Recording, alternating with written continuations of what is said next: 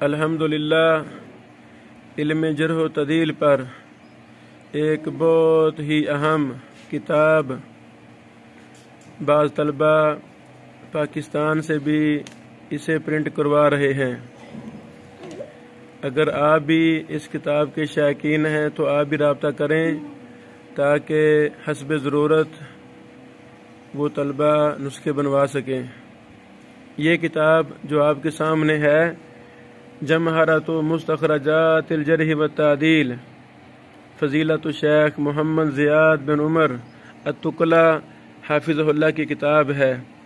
یہ کتاب 4 جلدوں پر مشتمل ہے۔ اس کتاب میں 1200 کتب سے جرح و تعدیل کی اقوال اکٹھے کیے گئے ہیں۔ یہ 1200 کتب جرح و تعدیل کی کتابوں کے علاوہ ہیں۔ کتب احادیث، کتب مسانید، کتب اجزاء، مستخرجات، مستدرکات، علوم حدیث کی کتابیں، علل کی کتابیں وغیرہ وغیرہ۔ اللہ اکبر۔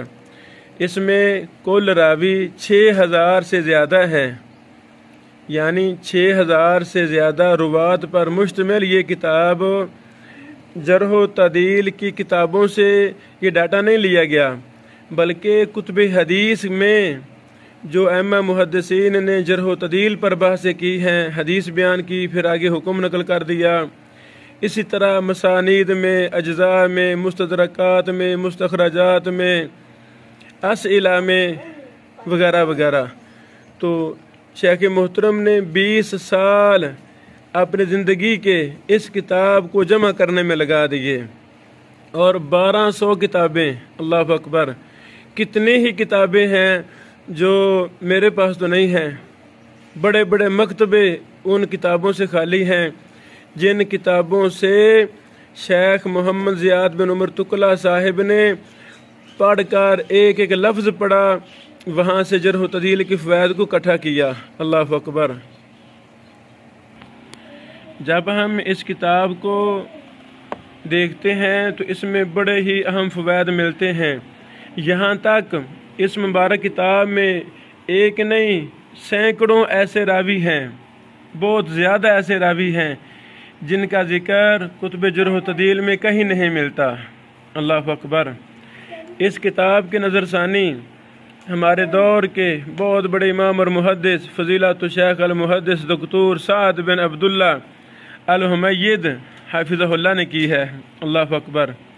یعنی اتنی بڑی شخصیت نے اس کتاب کا مراجعہ کیا اور اس کا مقدمہ لکھا، اور محدث سعد حافظہ اللہ نے اپنے مقدمہ میں مثالیں دی ہیں کہ کتنے زیادہ ایسے راوی ہیں جو آپ کو اس کتاب میں جمع شدہ ملیں گے، اور ان کا ذکر جرح و تعدیل کی کسی کتاب میں نہیں ہے۔ اللہ اکبر۔ بطور مثال میں چند نام بیان کرنا چاہتا ہوں۔ محدث سعد حافظہ اللہ اپنے مقدمہ میں 3 مثالیں پیش کرتے ہیں۔ قال ابو شیخ الاصفہانی فی طبقات المحدثین باصفہان، جلد 4 صفحہ 270 ہے۔ ابو حفص عمر بن محمد الرفاعی ثقۃ مأمون واخذ هذه العبارة عنه تلمیذہ ابو نعیم فی ذکر اخبار اصفہان، جلد 2 صفحہ نمبر 34۔ آگے لکھتے ہیں وَلَمْ أَجِدْ لِأَحَدٍ مِّنَ الْأَئِمَّةِ كَلَامًا فی ابی حفص ھذا سوا کلام ابی شیخ۔ اللہ اکبر۔ یعنی اس ابو حفص راوی پر کلام اس کے علاوہ کسی نے نہیں کیا، اور اس کا ذکر جرح و تعدیل کی کتابوں میں ہے ہی نہیں۔ سبحان اللہ۔ دوسری مثال فرماتے ہیں قال عبد العزیز القطانی ابو علی احمد بن عبد الرحمن بن عثمان بن القاسم بن ابی نصر کان ثقۃ مأمونا صاحب اصول حسنہ لم ار احسن منہا۔ یہ کہاں کا حوالہ ہے؟ تعلی الوفیات للربعی وہو ثبت القطانی، وفیات 441۔ شیخ محدث سعد حافظ اللہ فرماتے ہیں وَلَمْ أَجِدْ لِأَحَدٍ مِّنَ الْأَئِمَّةِ كَلَامًا فِي ابْنِ أَبِي نَصْرٍ هَذَا سَوَا كَلَامَ الْقَطَانِی۔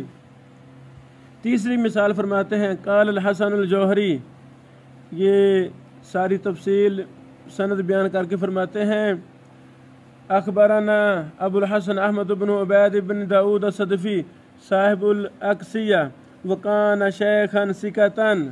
अल्लाहु अकबर। हवाला अव्वल नुस्खा अबी सालिह कातिब लैस अन अब्दुल्लाह बिन वहब व अहदीस व फ़वाइद। इस पर फरमाते हैं वलम अजिद लिअहद मिनल अइम्मा कलामन फ़ी अहमद बिन उबैद साहिबुल अक्सिया हाज़ा सवा मा जाअ फ़ी हाज़ि नुस्खा। अल्लाहु अकबर। ये तीन मिसालें नकल करने के बाद हमारे दौर के बहुत बड़े अरब के इमाम और मुहद्दिस वो फरमाते हैं व अमसिलतु हाज़िहि नुक़ूल व शबीहातिहा कसीरतुन फ़ी हाज़ल किताबिल मुबारक। अल्लाहु अकबर। अल्लाहु अकबर। सुभान अल्लाह।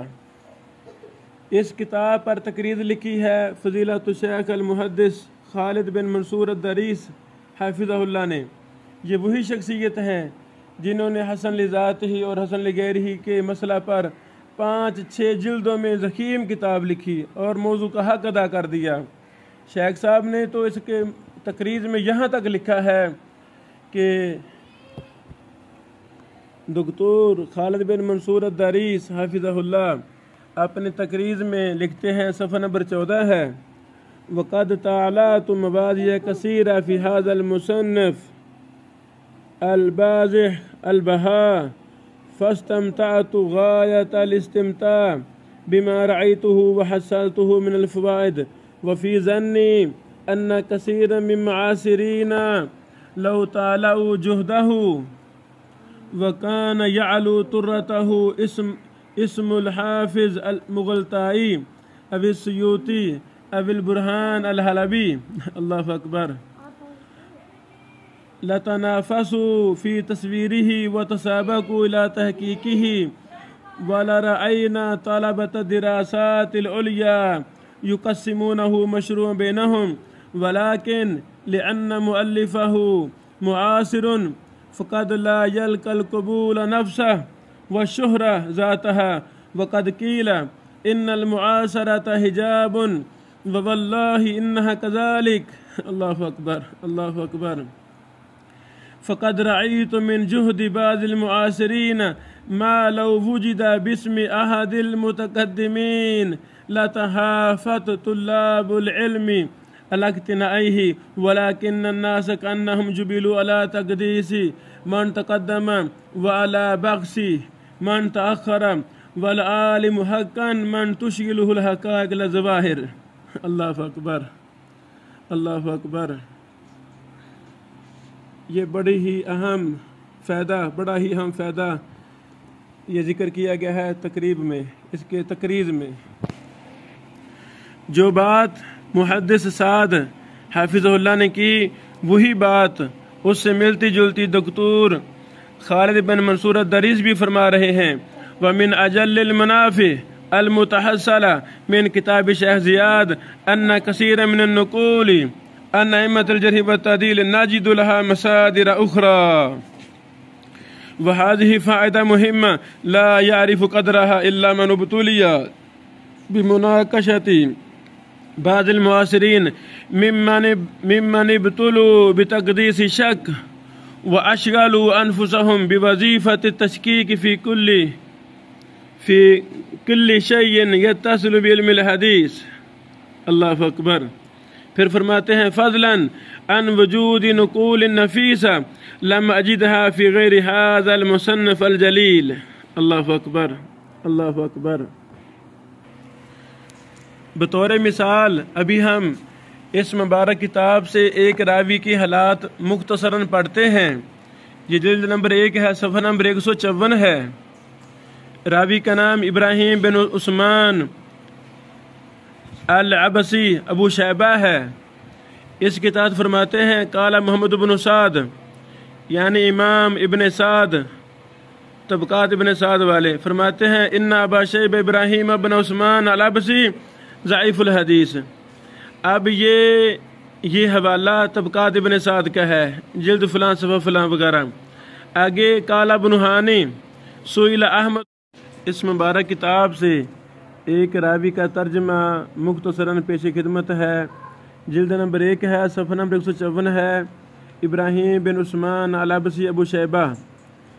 اس پر جو 1200 کتابوں سے جرح و تعدیل کے اقوال ملے، شیخ محمد زیاد تکلا صاحب کو انہوں نے یہاں جمع کر دیے۔ سبحان اللہ۔ مثلا سب سے پہلے طبقات ابن سعد کا حوالہ ہے، وہاں ان کو ضعیف الحدیث کہا گیا ہے۔ پھر دوسرا ابن حانی رحمہ اللہ،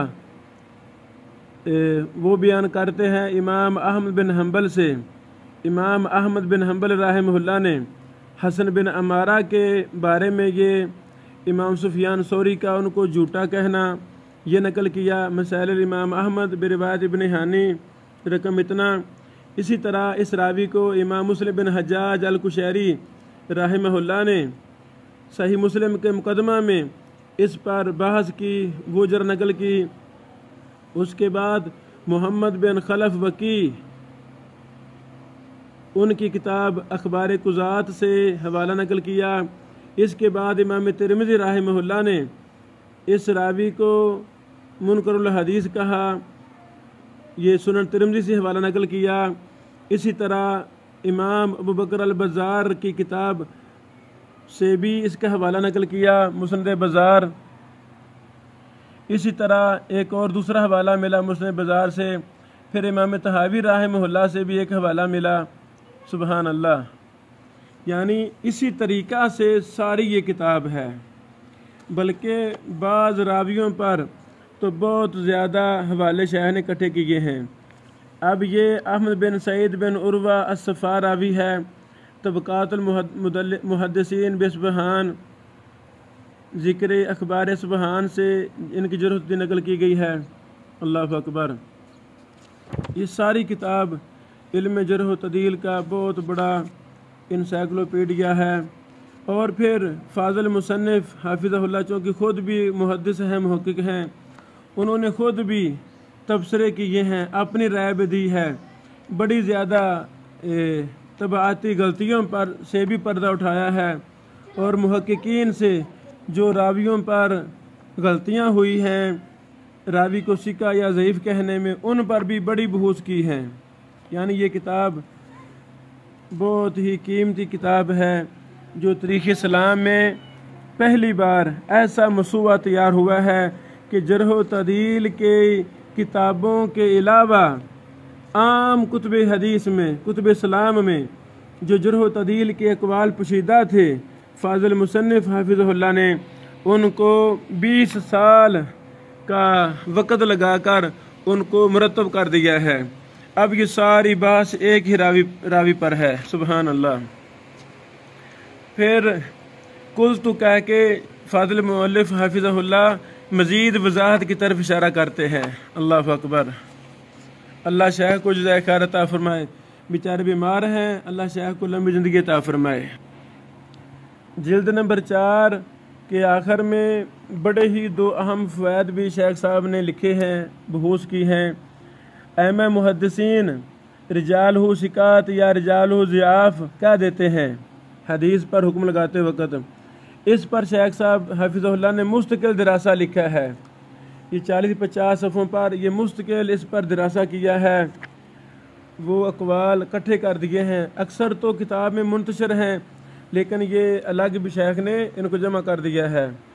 اسی طرح دوسرا بڑا اہم فائدہ، امام شافعی رحمہ اللہ کافی زیادہ جگہوں پر کہہ دیتے ہیں انبأنا ثقہ، اخبرنا ثقہ۔ اب اس ثقہ سے مراد کیا ہے؟ اللہ اکبر۔ یہ بھی بڑی اہم بحث جو اس کتاب میں ہمیں اکٹھی مل جاتی ہے۔ تو ائمہ محدثین نے وضاحت کی ہے کہ یہاں امام شافعی کی کیا مراد ہے، اس پر بھی مفصل دراسہ یہاں موجود ہے۔ اللہ اکبر۔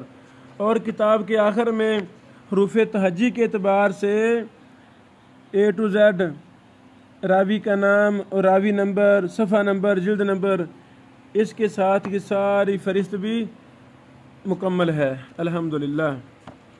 یعنی یہ کتاب جرح و تعدیل کے طلباء کے لیے ایک بہت بڑی نعمت ہے، رحمت ہے۔ آئیں اس کتاب کو پڑھیں، جرح و تعدیل کے علم میں یہ بہت بڑا اضافہ اللہ تعالیٰ نے کروا دیا ہے۔ امید ہے 10-15 دن تک اس کے یہ پاکستان میں طبع ہو جائے گی۔ تو جو طلبہ اس کو شائع کروا رہے ہیں، تو اگر آپ بھی اس کو حاصل کرنا چاہتے ہیں تو نمبر پر دیے گئے نمبر پر رابطہ کریں تاکہ آپ کا نسخہ بنوا لیا جائے ڈیجیٹل پرنٹنگ پریس سے۔ بارک اللہ فیکم۔ اللہ تعالی ہم سے بھی اس طرح کے منفرد اور عظیم الشان کام لے۔ اب اس کتاب پر مزید کہ یہ ایک کام ہوں کہ یہ ایک نیا دروازہ کھل گیا ہے جرح و تعدیل کے باب میں، تو اللہ تعالی ہم سب سے بھی علم حدیث پر کام لے لے، ہمارا بھی شمار خدا میں حدیث میں کرے۔ السلام علیکم ورحمۃ اللہ وبرکاتہ۔